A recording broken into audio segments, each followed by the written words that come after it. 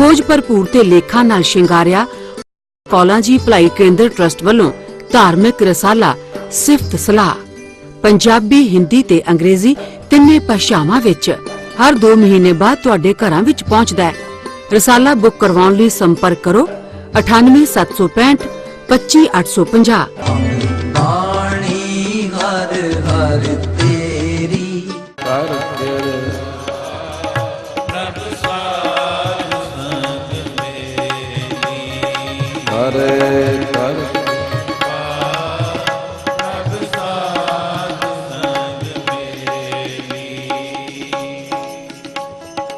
है ये भी सुपना है 10वीं क्लास जगत बिनसन हार नजर आना शुरू।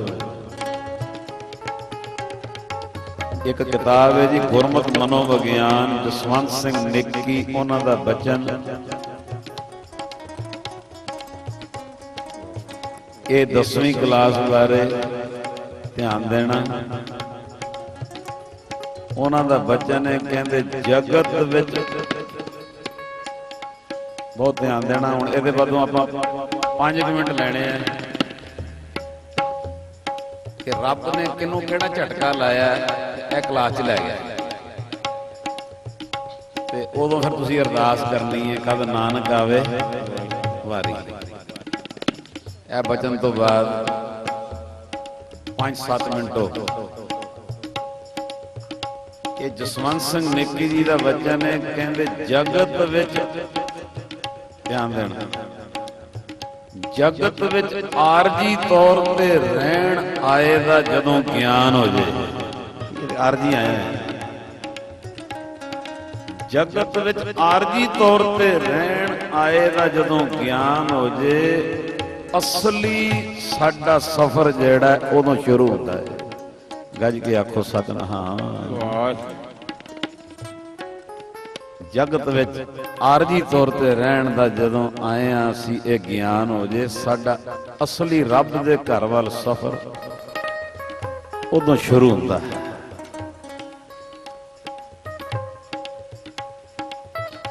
दसवीं क्लास जगत बिनसन हार नजर आना शुरू हो जावे ते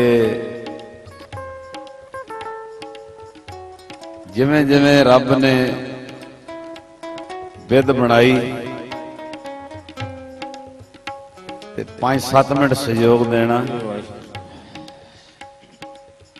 अज भगत फरीद जी आ गुरु ग्रंथ साहिब च बैठे आ। यह झटका कदों लगा विराग किवें आया? जगत बिनसन हार है ते अंदर लगन इधर ये पता कदों लगा? पढ़ोगे ना फरीद जी का जीवन। फरीद जी नूं झटका इत्थों लगा मां अग बालदी पई सी अग बले मां अग बालदी सी लकड़ां रख के ते अग ना बले ते मां ने की कीता भी छोटियां लकड़ां वो पहले लातियां। जदों छोटियां लकड़ां लाइयां ते ओनू अग लग गई। फरीद जी वेख रहे हैं फरीद जी देख रहे हैं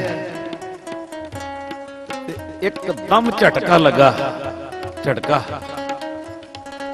वो की झटका लगा?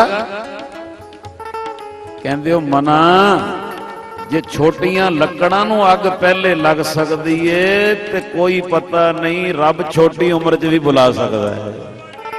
देखो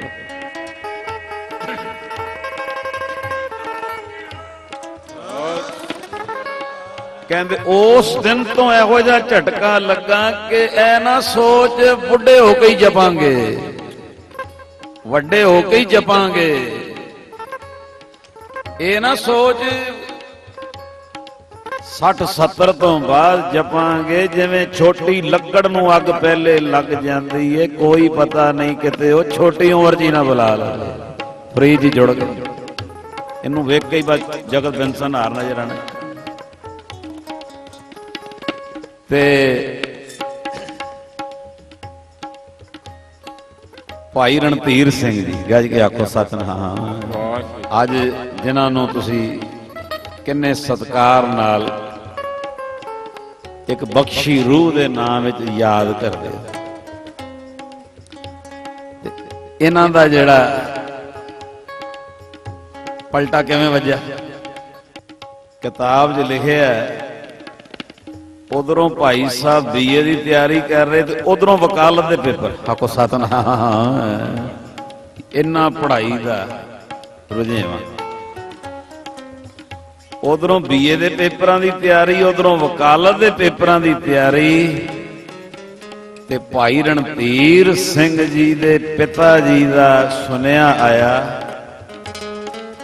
ਕਿ ਜਿੰਨਾ ਨਿਤਨੇਮ ਕਰਦੇ ਹੋ ਨਾ ਉਹ ਕਰੀ ਚੱਲੋ। ਸੁਣਿਓ ਸੁਨੇਹਾ, ਪਿਤਾ ਜੀ ਨੇ ਕੀ ਸੁਨੇਹਾ ਭੇਜਿਆ, ਕਹਿਣ ਲੱਗੇ ਇਹਨਾਂ ਪੇਪਰਾਂ ਵਿੱਚੋਂ ਵੀ ਸੋਹਣੇ ਨੰਬਰਾਂ ਵਿੱਚ ਸਫਲਤਾ ਮਿਲ ਜਾਵੇ, ਇਹਨਾਂ ਪੇਪਰਾਂ ਚੋਂ ਵੀ ਸੋਹਣੇ ਨੰਬਰਾਂ ਵਿੱਚ ਸਫਲਤਾ ਮਿਲ ਜੇ,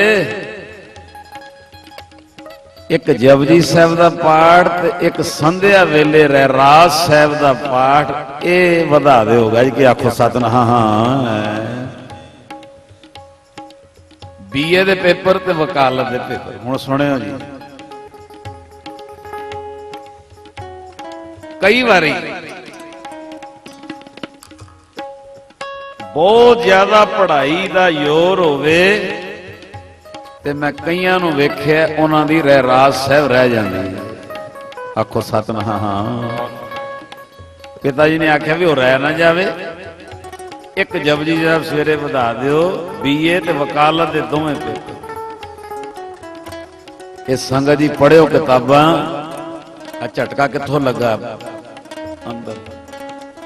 ਭਾਈ ਰਣਧੀਰ ਸਿੰਘ ਜੀ ਰਹਿਰਾਸ ਸਾਹਿਬ ਜੀ ਦਾ ਪਾਠ ਕਰ ਰਹੇ ਸੀ ਤੇ ਪੰਕਤੀ ਆ ਗਈ, ਭਾਈ ਪ੍ਰਾਪਤ ਮਾਨਕ ਦੇਹੁਰੀਆ ਗੋਬਿੰਦ ਮਿਲਣ ਕੀ ਬਿਰਤੀ ਲੱਗ ਗਈ। ਆਖੋ ਸਤਿਨਾਮ।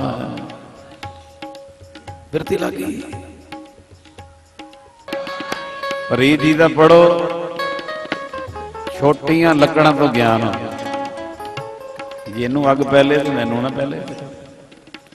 ਭਾਈ ਰਣਧੀਰ ਸਿੰਘ ਜੀ ਦੇ ਜ਼ਿਕਰ ਪੜੋ ਤੇ ਇਹ ਪੰਕਤੀ ਤੇ ਪਤਾ ਨਹੀਂ ਕਿੰਨੇ ਘੰਟੇ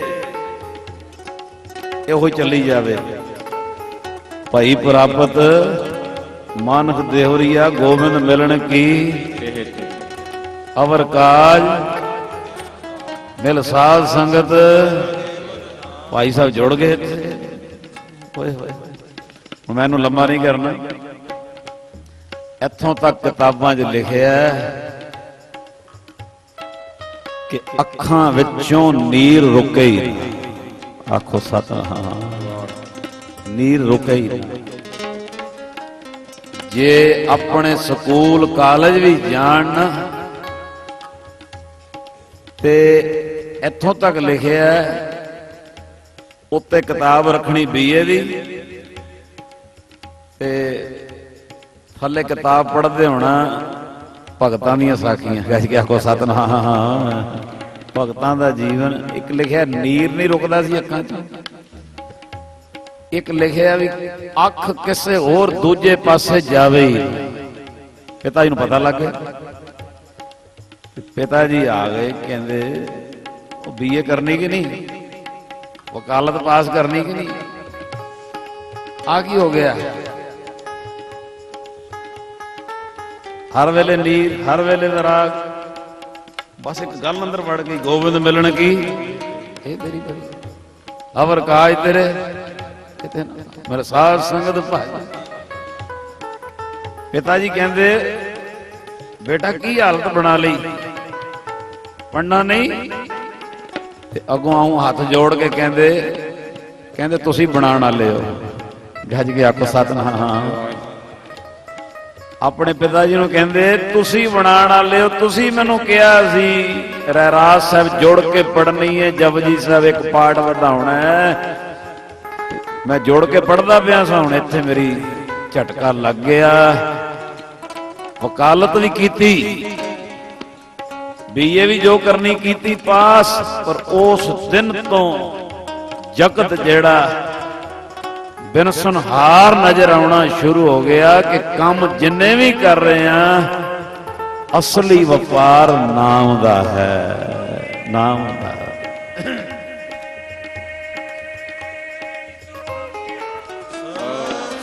ਇਹ ਕੋਈ ਸਮਾਂ ਰੱਬ ਬਣਾਉਂਦਾ। ਆ ਤੁਸੀਂ ਹੁਣ ਨਾਂ ਸੁਣੋ ਨਾ ਮਹਾਤਮਾ ਬੁੱਧ ਜੀ ਦਾ, ਇਹ ਰਾਜਕੁਮਾਰ ਸੀ, ਕਿੰਨਾ ਚਿਰ ਦੇ ਅੰਦਰ ਹੀ ਰਹੇ ਆ, ਤੇ ਜਦੋਂ ਇਹਨਾਂ ਨੂੰ ਫਿਰ ਬਾਹਰ ਨਿਕਲੇ ਆ ਮਹਾਤਮਾ ਬੁੱਧ ਜੀ, ਗੌਤਮ ਬੁੱਧ ਨਾਂ ਪਹਿਲਾ, ਤੇ ਇਹ ਤੁਹਾਨੂੰ ਮੈਂ ਕਿਹਾ ਸਾਰਿਆਂ ਨੂੰ ਪਤਾ ਹੋਵੇਗਾ ਵੀ ਝਟਕਾ ਕਿੱਥੋਂ ਲੱਗਾ, ਪਾਸਾ ਕਿੱਥੋਂ ਪਲਟਿਆ, ਰੱਥ ਤੇ ਜਾ ਰਿਹਾ ਸੇਵਕ ਨਾਲ ਨੇ। ਇਹ ਮਹਾਤਮਾ ਬੁੱਧ ਜੀ ਜਾ ਰਹੇ ਆ ਤੇ ਸਾਧ ਸੰਗਤ ਵੇਖੋ, ਰੱਬ ਨੇ ਜਦੋਂ ਵਿਧ ਬਣਾਣੀ ਹੋਵੇ ਬਦਲਾਉਣ ਦੀ, ਕਹਿੰਦੇ ਅੱਗੇ ਸਾਧ ਸੰਗਤ ਇੱਕ ਰੋਗੀ ਆ ਗਿਆ, ਬਿਮਾਰ ਆ ਗਿਆ, ਤੇ ਇਹਨਾਂ ਨੂੰ ਅੰਦਰ ਰੱਖਿਆ ਸੀ ਰਾਜਕੁਮਾਰ, ਤੇ ਉਹਨੂੰ ਰਥਵਾਨ ਨੂੰ ਪੁੱਛਦੇ ਐਸੇ, ਇਹ ਕੌਣ ਹੈ? ਕਹਿੰਦੇ ਜੀ ਅੱਗੋਂ ਰਥਵਾਨ ਕਹਿੰਦਾ ਇਹ ਦੇਈ ਹਰ ਵੇਲੇ ਰੋਗ ਨਹੀਂ ਰਹਿੰਦੀ, ਕੋਈ ਕਰਮ ਇਹੋ ਜਿਹਾ ਆ ਜੇ ਤੇ ਇਸ ਤਰ੍ਹਾਂ ਰੋਗ ਵੀ ਲੱਗ ਜਾਂਦੇ, ਬਿਮਾਰੀਆਂ ਵੀ ਲੱਗ ਜਾਂਦੀਆਂ। ਬੜਾ ਝਟਕਾ ਲੱਗਾ, ਅਸੀਂ ਤੇ ਸਮਝਦੇ ਆ ਵੀ ਇਹ ਹਰ ਵੇਲੇ ਇਹਨੇ ਰੋਗ ਹੀ ਰਹਿਣਾ। ਇਸ ਤਰ੍ਹਾਂ ਹੀ ਜਾ ਰਹੇ ਸੀ ਮਹਾਤਮਾ ਬੁੱਧ, ਤੇ ਅੱਗੇ ਸਾਧ ਸੰਗਤ ਇੱਕ ਬਜ਼ੁਰਗ ਆ ਗਿਆ, ਇਹ ਪਹਿਲੀ ਵਾਰੀ ਬਾਹਰ ਅੰਦਰ ਹੀ ਰੱਖਿਆ ਰਾਜਕੁਮਾਰ, ਤੇ ਰਥਵਾਨ ਨੂੰ ਪੁੱਛਦੇ ਵੀ ਐਡੀਆਂ ਝੁਰੜੀਆਂ ਪਈਆਂ, ਐਡਾ ਇਹ ਕੌਣ ਹੈ? ਅੱਗੋਂ ਕਹਿੰਦਾ ਜੀ ਪਹਿਲੇ ਉਹਨਾਂ ਨੇ ਲਿਖਿਆ ਵੀ ਹਰ ਵੇਲੇ ਅਰੋਗ ਨਹੀਂ, ਬਿਮਾਰੀ ਵੀ ਆ ਸਕਦੀ। ਰਥਵਾਨ ਕਹਿੰਦਾ ਹਰ ਵੇਲੇ ਜਵਾਨੀ ਨਹੀਂ ਰਹਿੰਦੀ, ਇਹ ਬੁਢਾਪਾ ਵੀ ਆ ਜਾਣਾ। ਆਖੋ ਸਤਿਨਾਮ। ਤੇ ਤੀਜਾ ਝਟਕਾ ਲੱਗਾ, ਅੱਗੇ ਜਾਈ ਜਾਂਦੇ ਤੇ ਮੁੜਦਾ ਲੈ ਕੇ ਜਾ ਰਹੇ, ਕੋਈ ਚੜਾਈ ਕਰ ਗਿਆ ਤੇ ਉਹਨੂੰ ਮਹਾਤਮਾ ਬੁੱਧ, ਗੌਤਮ ਬੁੱਧ ਨਾਂ ਸੀ, ਕਹਿੰਦੇ ਇਹ ਕੀ ਹੈ, ਇਹ ਕਿੱਧਰ ਲਿਜਾ ਰਹੇ, ਕਿਹਨੂੰ ਲਿਜਾ ਰਹੇ? ਉਹ ਲਫ਼ਜ਼ ਲਿਖੇ ਨੇ ਜੀਵਨ। ਪਹਿਲੇ ਜਿਹੜਾ ਬਿਮਾਰ ਨਾਲ ਲਿਖਿਆ ਲਫ਼ਜ਼ ਵੀ ਹਰ ਵੇਲੇ ਸਰੀਰ ਰੋਗ ਨਹੀਂ, ਇਸ ਤਰ੍ਹਾਂ ਵੀ ਹੋ ਜਾਂਦਾ, ਬਿਮਾਰੀ ਵੀ ਲੱਗ ਜਾਂਦੀ। ਬਜ਼ੁਰਗ ਨਾਲ ਲਿਖਿਆ ਲਫ਼ਜ਼ ਜਵਾਨੀ, ਹਰ ਵੇਲੇ ਜਵਾਨੀ ਨਹੀਂ ਰਹਿੰਦੀ, ਬਜ਼ੁਰਗ ਵੀ ਹੋ ਜਾਂਦਾ। ਤੇ ਜਿੱਥੇ ਜਦੋਂ ਇਹਨਾਂ ਨੇ ਮੁੜਦਾ ਵੇਖਿਆ ਤੇ ਲਫ਼ਜ਼ ਲਿਖਿਆ ਜੀਵਨ, ਵੀ ਇਹ ਕੀ? ਅੱਗੋਂ ਰਥਵਾਨ ਕਹਿੰਦਾ ਜੀ ਇਹ ਜੀਵਨ ਹਰ ਵੇਲੇ ਨਹੀਂ ਰਹਿੰਦਾ, ਇਸ ਤਰ੍ਹਾਂ ਮਰਨਾ ਵੀ ਪੈਂਦਾ ਹੈ। ਆਖੋ ਸਤਿਨਾਮ। ਮਹਾਤਮਾ ਬੁੱਧ ਜੀ ਨੂੰ ਵੈਰਾਗ ਆ ਗਿਆ, ਇਹੋ ਜਿਹਾ ਵੈਰਾਗ ਆ ਗਿਆ। ਸਾਧ ਸੰਗਤ ਗੌਤਮ ਬੁੱਧ ਇੱਕ ਮਹਾਤਮਾ ਬੁੱਧ ਐਡੀ ਬੰਦਗੀ ਵਾਲੇ ਹੋ ਕੇ ਵਿਚਰੇ, ਗੱਜ ਕੇ ਆਖੋ ਸਤਿਨਾਮ। ਇਹ ਹੁਣ ਪਤਾ ਨਹੀਂ ਹੁੰਦਾ ਕਿਹੜੇ ਵੇਲੇ ਨਿਰੰਕਾਰ ਨੇ ਜਗਤ ਬਿਨਸਨਹਾਰ ਨਜ਼ਰ ਆਣਾ ਸ਼ੁਰੂ ਹੋ ਜੇ, ਇਹਦੀ ਵਿਧ ਬਣਾ ਦੇ। ਹੁਣ ਅੱਗੇ ਆ ਜਾਓ, ਬੁੱਲਾ ਸ਼ਾਹ, ਇਹਨੂੰ ਕਿੱਥੋਂ ਝਟਕਾ ਲੱਗਾ ਪਤਾ ਜੀ? ਬੁੱਲੇ ਸ਼ਾਹ ਦਾ ਗੁਰੂ ਪਿਆਜ਼ ਦੀ ਪਨੀਰੀ ਲਾ ਰਿਹਾ ਸੀ। ਆਖੋ ਸਤਿਨਾਮ। ਪਿਆਜ਼ ਦੀ ਪਨੀਰੀ, ਗੰਢਿਆਂ ਦੀ, ਇਹਦੀ ਪਨੀਰੀ ਲੱਗਦੀ ਜਿਵੇਂ ਝੋਨੇ ਦੀ ਪਨੀਰੀ ਦੀ ਆਉਂ ਲਾਉਂਦੇ ਨੇ। ਇੱਕ ਹੁੰਦਾ ਬੀਜ ਪਾਣਾ, ਇੱਕ ਪਨੀਰੀ ਲਾਉਣੀ। ਬੁੱਲੇ ਸ਼ਾਹ ਦੇ ਗੁਰੂ ਦਾ ਨਾਮ ਆਇਆ ਅਨਾਇਤ ਸ਼ਾਹ। ਉਹ ਪਨੀਰੀ ਲਾ ਰਿਹਾ ਗੰਢਿਆਂ ਦੀ, ਪਿਆਜ਼ ਦੀ।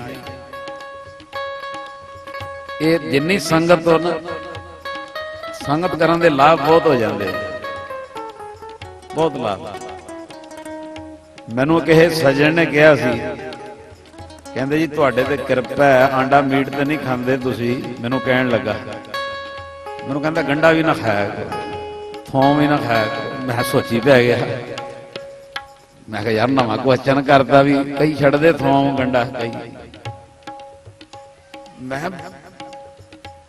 3-4 दिन सोचता रहा भाई गंडा भी छड़ देना चाहिए थोम भी छड़ देनी चाहिए की गल मैनू कह गया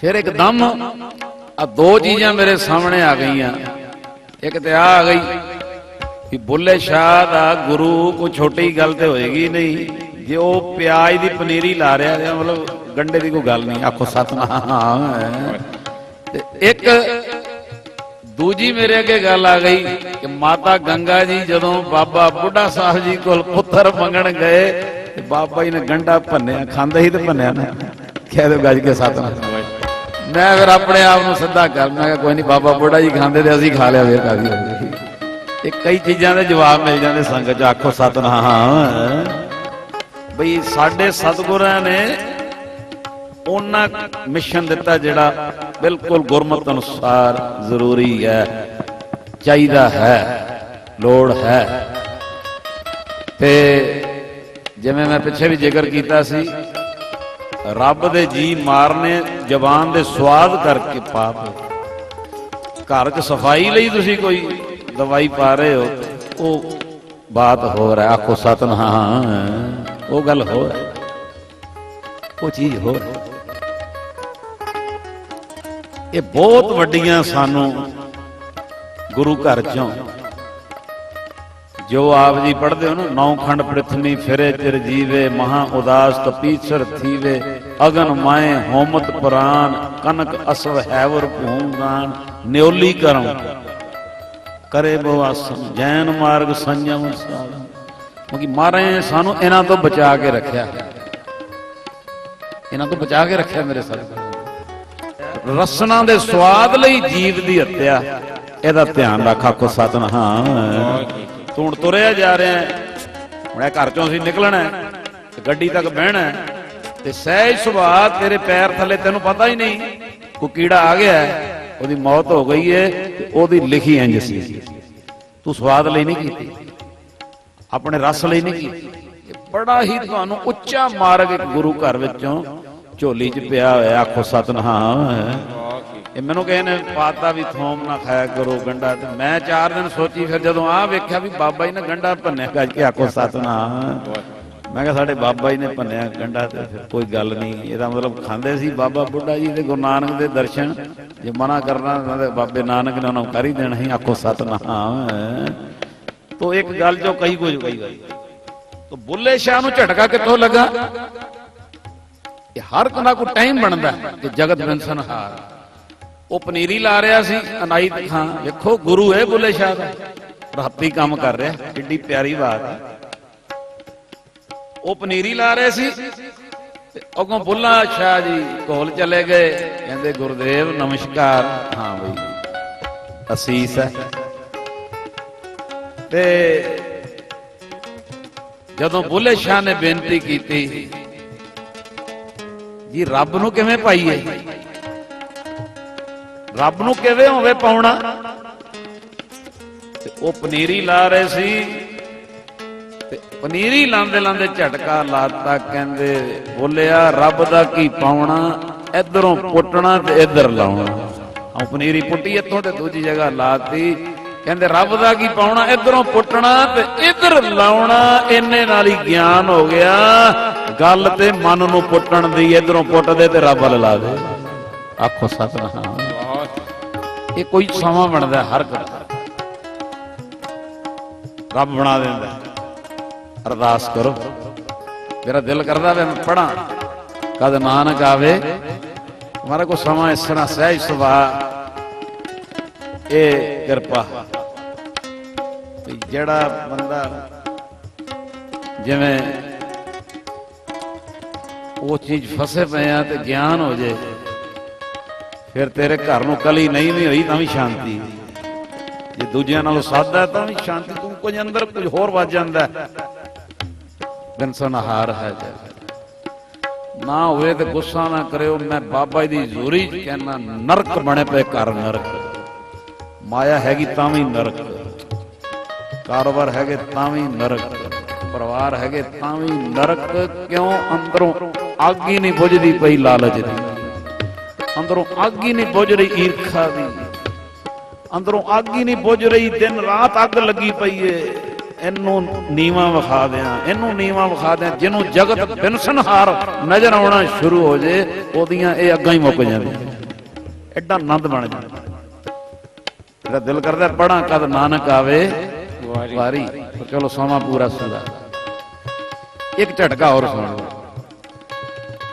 ਭਾਈ ਰਾਮਾ ਸਿੰਘ ਜੀ ਜਿਨ੍ਹਾਂ ਦੀ ਕਿਤਾਬ ਤੁਸੀਂ ਸੁਣਦੇ ਹੋ, ਸਿੱਕਾ ਸੋਨੇ ਦਾ, ਰੂਪ ਖਾਲਸੇ ਦਾ, ਰੂਪ ਗੋਬਿੰਦ ਦਾ, ਰਾਜ ਖਾਲਸੇ ਦਾ, ਕਿਤਾਬ ਦਾ ਨਾਂ ਹੈ। ਪਤਾ ਨਹੀਂ ਉਹਨਾਂ ਦੀ ਵੀ ਕੋਈ ਮੌਜ ਆ ਗਈ, ਉਹਨਾਂ ਨੇ ਕੁਝ ਆਪਣੇ ਜ਼ਿਕਰ ਲਿਖੇ ਨੇ। ਕਹਿੰਦੇ ਮੈਨੂੰ ਝਟਕਾ ਕਿੱਥੋਂ ਲੱਗਾ? ਇਹ 10ਵੀਂ ਕਲਾਸ ਦਾ, 10ਵੀਂ ਬਾਬੇ ਨਾਨਕ ਦੇ ਸਕੂਲ ਦੀ 10ਵੀਂ ਕਲਾਸ। ਭਾਈ ਰਾਮਾ ਸਿੰਘ ਜੀ ਖੰਡ ਕੀਰਤਨੀ ਜਥੇ ਦੇ ਬੜੀ ਰੰਗੀ ਰੂਹ। ਉਹ ਕਹਿੰਦੇ ਮੇਰੀ ਮਾਂ ਨਾ ਕੱਪੜੇ ਧੋਂਦੀ ਪਈ ਸੀ। ਆਖੋ ਸਤਨਾਮ। ਹਾਂ ਤੁਸੀਂ ਕੱਪੜੇ ਧੋਂਦੀਆਂ ਜੀ? ਥਾਪੀ ਤੇ ਥਾਪੀ ਮਾਰਦੀਆਂ ਕੱਪੜੇ ਦੇ, ਬੀਬੀਆਂ ਜਦੋਂ ਕੱਪੜੇ ਧੋਂਦੀਆਂ। ਕਹਿੰਦੇ ਮੇਰੀ ਮਾਂ ਨਾ ਕੱਪੜੇ ਧੋ ਰਹੀ ਤਾਂ ਉਹ ਥਾਪੀ ਉੱਤੋਂ ਲਿਆਵੇ ਫਿਰ ਮਾਰੇ ਕੱਪੜੇ। ਕਹਿੰਦੇ ਮੈਂ ਛੋਟਾ ਜਿਹਾ, ਉਹਨੇ ਆਪਣੀ ਉਮਰ ਲਿਖੀ 6 ਸਾਲ। ਭਾਈ ਰਾਮਾ ਜੀ ਨੇ 6 ਸਾਲ ਉਮਰ ਲਿਖੀ। ਕਹਿੰਦੇ ਮੈਂ 6 ਸਾਲ ਦਾ ਤੇ ਕੋਲ ਖੜਾ, ਮਾਂ ਨਾ ਉਹ ਕੱਪੜੇ ਨੂੰ ਕੁੱਟੀ ਜਾਵੇ ਥਾਪੀ ਦੇ। ਤੇ ਕਹਿੰਦੇ ਮੈਂ ਮਾਂ ਨੂੰ ਸਹਿਜ ਸੁਭਾਅ ਪੁੱਛ ਲਿਆ, ਮਾਂ ਇਹ ਵਿਚਾਰੇ ਕੱਪੜੇ ਦਾ ਕੀ ਕਸੂਰ ਏ, ਕਿਉਂ ਇਹਨੂੰ ਇਹਨਾਂ ਕੁੱਟਦੀ ਪਈ ਏ ਥਾਪੀ ਨਾਲ? ਤੇ ਅੱਗੋਂ ਮਾਂ ਕਹਿੰਦੀ ਏ ਇਹਨੂੰ ਕੱਪੜੇ ਨੂੰ ਕੁੱਟ ਨਹੀਂ ਸੀ ਪੈਣੀ, ਨਹੀਂ ਸੀ ਪੈਣੀ ਤਾਂ ਪੈਂਦੀ ਪਈ ਏ, ਇਹਦੇ 'ਚ ਮੈਲ ਭਰੀ ਏ ਤੇ ਕੁੱਟ ਕੇ ਨਿਕਲਣੀ। ਉਹਨਾਂ ਨੂੰ ਗਿਆਨ ਹੋ ਗਿਆ ਜੀ। ਆਖੋ ਸਤਨਾਮ। ਪੁੱਤਰ ਮੈਲ ਭਰੀ ਏ ਤੇ ਕੁੱਟ ਕੇ ਨਿਕਲਣੀ ਏ। ਮਾਂ ਇਹ ਕੱਪੜੇ ਦੀ ਮੈਲ ਕੁੱਟ ਕੇ ਨਿਕਲਦੀ ਏ, ਦੂਜੀ ਮੈਲ ਮਾਂ ਨੇ ਅੱਗੋਂ ਝਟਕਾ ਲਾਤਾ। ਕਹਿੰਦੇ ਪੁੱਤਰ ਜੇ ਤੇ ਨਾਮ ਜਪ ਲਵੇਂ ਤੇ ਸੌਖੀ ਨਿਕਲ ਜੇਗੀ, ਨਹੀਂ ਤੇ ਜਿਵੇਂ ਕੱਪੜੇ ਨੂੰ ਕੁੱਟਿਆ ਇਤਨਾ ਹੀ ਜੰਮ ਕੁੱਟਣਗੇ। ਆਖੋ ਸਤਨਾਮ। ਇਹਨੇ ਗਿਆਨ ਹੋ ਗਿਆ। ਭਰੀਏ ਮਤ ਪਾਪਾਂ ਕੇ ਉਹ ਧੋਪੇ ਪੜਦੇ ਹੋ। ਭਰੀਏ ਹੱਥ ਪੈਰ ਤਨ ਦੇ ਪਾਣੀ ਧੋਤੇ ਉਤਰਸ ਕੇ, ਮੂਤ ਪਲੀਤੀ ਕੱਪੜ ਹੋਏ ਦੇ ਸਾਬੁਣ ਲਈਏ ਉਤਰੇ। ਪੁੱਤਰ ਵੀ ਜੇ ਤੇ ਵਾਹਿਗੁਰੂ ਵਾਹਿਗੁਰੂ ਜਪ ਕੇ ਆ ਜਿਹੜੀ ਮੈਲ ਇੱਥੇ ਨਿਕਲ ਜੇ ਤੇ ਸੌਖਾ ਹੈ, ਨਹੀਂ ਤੇ ਜਿਵੇਂ ਕੱਪੜੇ ਨੂੰ ਕੁੱਟਦੇ ਆ ਇਸ ਤਰ੍ਹਾਂ ਜੰਮ ਕੁੱਟਦੇ। ਜਿਉਂ ਜਮ ਆਏ ਕੇਸ ਗਏ ਪਟ ਕੇ। ਇੱਕ ਉਹਨਾਂ ਨੇ ਲਿਖਿਆ, ਇੱਥੋਂ ਮੈਨੂੰ ਗਿਆਨ ਹੋਇਆ 6 ਸਾਲ ਦੀ ਉਮਰ 'ਚ। ਮਾਂ ਦੇ ਕੱਪੜੇ ਧੋਣ ਤੋਂ ਮੈਨੂੰ ਇਹ ਗਿਆਨ ਹੋ ਗਿਆ ਵੀ ਜਿਹੜੀ ਨਾਮ ਜਪ ਕੇ ਮੈਲ ਧੋ ਲਈਏ ਇਹ ਜਗਤ ਬਿਨਸਨਹਾਰ। ਤੇ ਇੱਕ ਉਹਨਾਂ ਨੇ ਲਿਖਿਆ ਨਾਂ ਰਤਨ ਦਾਸ, ਸੁਣਿਓ ਕੋਈ ਮਹਾਂਪੁਰਸ਼ ਹੋਣੇ ਉਸ ਵੇਲੇ, ਰਤਨ ਦਾਸ। ਇਹ ਭਾਈ ਰਾਮਾ ਸਿੰਘ ਲਿਖਦੇ ਉਦੋਂ ਉਮਰ ਮੇਰੀ 8 ਸਾਲ ਸੀ, 8 ਸਾਲ ਦੀ। ਕਹਿੰਦੇ ਮੈਂ 8 ਸਾਲ ਦੀ ਉਮਰ, ਇੱਕ ਮਾਂ ਦਾ ਜਿਹੜਾ ਕਿੱਸਾ ਉਹਨਾਂ ਨੇ ਲਿਖਿਆ 6 ਸਾਲ ਦਾ, ਇਹ ਲਿਖਿਆ 8 ਸਾਲ ਦਾ। ਕਹਿੰਦੇ 8 ਸਾਲ ਦੀ ਉਮਰ ਤੇ ਇੱਕ ਰਤਨ ਦਾਸ ਮਹਾਂਪੁਰਸ਼। ਕਹਿੰਦੇ ਮੈਂ ਭੋਲੇ ਭਾ ਉਹਨਾਂ ਦੇ ਗੋਡੇ ਨੂੰ ਹੱਥ ਲਾਇਆ ਤੇ ਆਖਿਆ ਜੀ ਕੋਈ ਉਪਦੇਸ਼ ਦਿਓ। ਕਹਿੰਦੇ ਮੇਰਾ ਮੋਢਾ ਫੜ ਕੇ ਉਹ ਰਤਨ ਦਾਸ ਮਹਾਂਪੁਰਸ਼ ਕਹਿਣ ਲੱਗੇ, ਕਾਕਾ ਕਾਕਾ ਜਿਹੜੇ ਨਾਮ ਨਹੀਂ ਜਪਦੇ ਉਹਨਾਂ ਨੂੰ 84 ਲੱਖ ਜੂਨਾਂ ਵਿੱਚ ਘੁੰਮਣਾ ਪੈਂਦਾ ਹੈ। ਇਹ ਸੁਣਿਓ ਜੀ, ਉਹਨਾਂ ਨੇ ਲਿਖਿਆ ਰਤਨ ਦਾਸ ਇਹ ਮਹਾਂਪੁਰਸ਼। ਮੈਨੂੰ ਮੋਢਾ ਫੜ ਕੇ ਇੰਨੀ ਗੱਲ ਕਹਿਤੀ, ਜਿਹੜੇ ਨਾਮ ਨਹੀਂ ਜਪਦੇ 84 ਲੱਖ ਜੂਨ ਚ ਘੁੰਮਣਾ ਪੈਂਦਾ ਹੈ। ਇਹ ਲਿਖਦੇ ਆ, ਕਹਿੰਦੇ ਉਹਨਾਂ ਉਹ ਗੱਲ ਕਹੀ ਤੇ ਮੇਰੇ ਵੱਸ ਗਈ। ਵੱਸਣ ਤੋਂ ਬਾਅਦ ਇਹਨਾਂ ਨੇ ਨਾ 2 ਜ਼ਿਕਰ ਲਿਖੇ ਆ ਭਾਈ ਰਾਮਾ ਸਿੰਘ ਜੀ। ਉਹ ਕੀ? ਉਦੋਂ ਟਾਂਗੇ ਹੁੰਦੇ ਸੀ। ਕਹਿੰਦੇ ਮੈਂ ਨਾ ਟਾਂਗੇ ਤੇ ਬੈਠਾ ਇੱਕ ਜਗ੍ਹਾ ਤੋਂ ਦੂਜੀ ਜਗ੍ਹਾ ਉਸੇ ਦਿਨ ਹੀ ਘੰਟੇ ਬਾਅਦ। ਤੇ ਕਹਿੰਦੇ ਜਦੋਂ ਮੈਂ ਟਾਂਗੇ ਤੇ ਬੈਠਾ ਤੇ ਘੋੜੇ ਦੇ ਨਾ ਪਿੱਠ ਤੇ ਜ਼ਖਮ ਹੋਇਆ ਹੋਇਆ। ਮੈਂ ਬੈਠਾ ਵੀ ਅੱਗੇ, ਇੱਕ ਹੁੰਦਾ ਟਾਂਗੇ ਤੇ ਪਿਛਲੀ ਸੀਟ ਤੇ ਪਾਉਂਦੇ ਇੱਕ ਅਗਲੀ। ਕਹਿੰਦੇ ਮੈਂ ਟਾਂਗੇ ਤੇ ਬੈਠਾ ਤੇ ਘੋੜੇ ਦੀ ਪਿੱਠ ਤੇ ਨਾ ਜ਼ਖਮ, ਪਰ ਜਿਹੜਾ ਟਾਂਗੇ ਵਾਲਾ ਉਹ ਇਹ ਨਹੀਂ ਸੀ ਵੇਖਦਾ ਕਿ ਜਿਹੜਾ ਛੈਂਟਾ ਹੈ ਉਹ ਮੈਂ ਜ਼ਖਮ ਤੇ ਮਾਰ ਰਿਹਾ ਕਿ ਦੂਜੀ ਜਗ੍ਹਾ ਮਾਰ ਰਿਹਾ। ਉਹ ਜ਼ਖਮ ਦੇ ਉੱਤੇ ਹੀ ਛੰਟਾ ਮਾਰੀ ਜਾਵੇ ਤੇ ਕਹਿੰਦੇ ਮੈਨੂੰ ਵੇਖਦਿਆਂ ਨਾ ਇੱਕ ਗਿਆਨ ਹੋ ਗਿਆ ਮੈਨੂੰ। ਸਵੇਰੇ ਰਤਨਦਾਸ ਮਹਾਂਪੁਰਸ਼ਾਂ ਨੇ ਕਿਹਾ ਜਿਹੜੇ ਨਾਮ ਨਹੀਂ ਜਪਦੇ 84 ਲੱਖ ਜੂਨ ਚ ਭਟਕਣਾ ਪੈਂਦਾ। ਇਹ ਘੋੜਾ ਵੀ 84 ਲੱਖ ਜੂਨ ਚੋਂ ਇੱਕ ਜੂਨ ਭੁਗਤ ਰਿਹਾ, ਜ਼ਖਮ ਹੋਇਆ, ਤਾਂ ਵੀ ਮਾਲਕ ਨੂੰ ਤਰਸ ਨਹੀਂ ਆਉਂਦਾ। ਓਏ ਨਾਮ ਜਪ ਲੈ ਮਨਾ, ਕਿਤੇ ਤੂੰ ਵੀ ਇਹਨਾਂ ਜੂਨਾਂ ਵਿੱਚ ਐਡੇ ਕਸ਼ਟ ਨਾ ਸਹਾਰਨੇ ਪੈ ਜਾ। ਇੱਥੋਂ ਗਿਆਨ ਹੋ।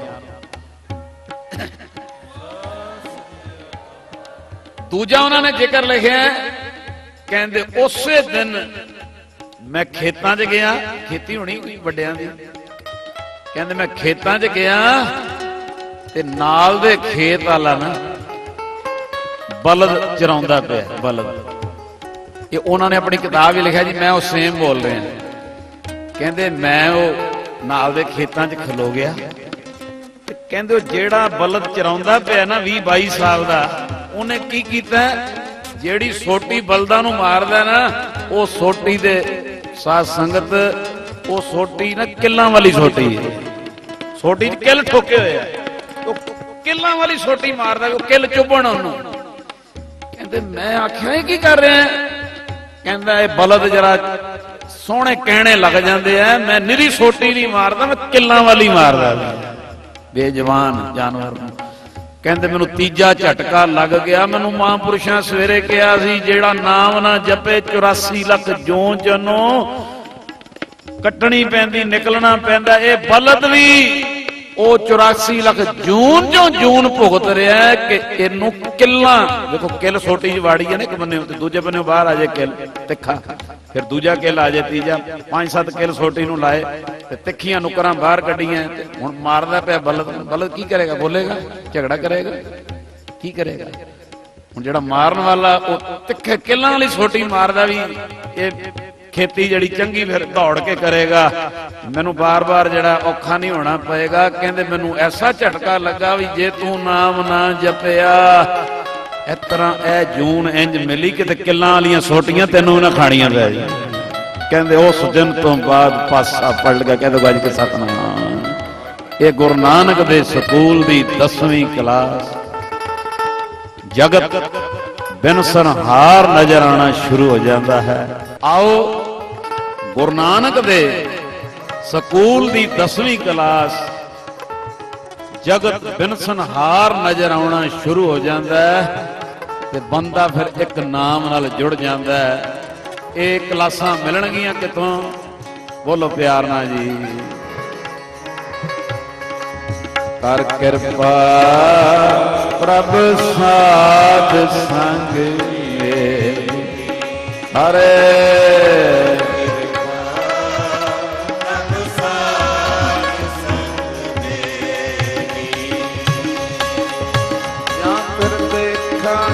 मेरा अल्लाह यहाँ फिर देखा था मेरा अल्लाह। हर कृपा प्रभु साध संग मेरे, हरे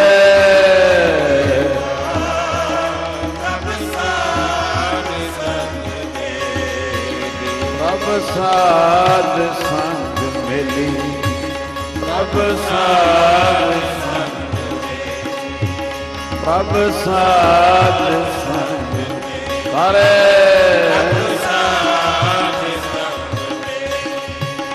बोले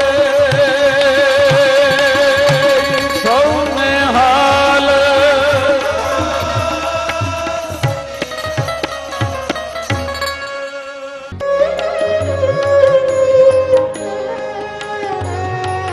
ਗੁਰੂ ਸਾਹਿਬ ਜੀ ਦੀ ਅਪਾਰ ਕਿਰਪਾ ਸਦਕਾ ਭਾਈ ਸਾਹਿਬ ਭਾਈ ਗੁਰਿਕਬਾਲ ਸਿੰਘ ਜੀ ਅਤੇ ਬੀਬੀ ਕੌਲਾਂ ਜੀ ਭਲਾਈ ਕੇਂਦਰ ਟਰਸਟ ਵੱਲੋਂ ਮਨੁੱਖਤਾ ਦੀ ਭਲਾਈ ਹਿੱਤ ਕੀਤੇ ਜਾ ਰਹੇ ਅਨੇਕਾਂ ਹੀ ਉਪਰਾਲਿਆਂ ਦੀ ਗੁਰੂ ਸਾਹਿਬ ਸੇਵਾ ਲੈ ਰਹੇ ਹਨ। ਇਸੇ ਅਧੀਨ ਹੀ ਪੂਰੇ ਭਾਰਤ ਵਿੱਚ 18 ਵੱਖ-ਵੱਖ ਭਲਾਈ ਕੇਂਦਰਾਂ ਰਾਹੀਂ ਤਕਰੀਬਨ 4800 ਤੋਂ ਵੀ ਵੱਧ ਵਿਧਵਾ ਬੀਬੀਆਂ ਫ੍ਰੀ ਰਾਸ਼ਨ ਅਤੇ ਹੋਰ ਸਹੂਲਤਾਂ ਪ੍ਰਾਪਤ ਕਰ ਰਹੀਆਂ ਹਨ। ਇਕੱਲੇ ਅੰਮ੍ਰਿਤਸਰ ਭਲਾਈ ਕੇਂਦਰ ਵਿੱਚ ਹੀ 2000 ਦੇ ਕਰੀਬ ਵਿਧਵਾ ਬੀਬੀਆਂ ਫ੍ਰੀ ਰਾਸ਼ਨ ਪ੍ਰਾਪਤ ਕਰ ਰਹੀਆਂ ਹਨ। ਇਹ ਸਾਰੀ ਸੇਵਾ ਆਪ ਜੀ ਦੇ ਨਿੱਘੇ ਸਹਿਯੋਗ ਸਦਕਾ ਹੀ ਚੱਲ ਰਹੀ ਹੈ। ਆਉਣ ਵਾਲੇ ਸਮੇਂ ਵਿੱਚ ਵੀ ਆਪ ਜੀ ਦੇ ਸਹਿਯੋਗ ਅਤੇ ਅਸੀਸ ਦੀ ਲੋੜ ਹੈ ਜੀ।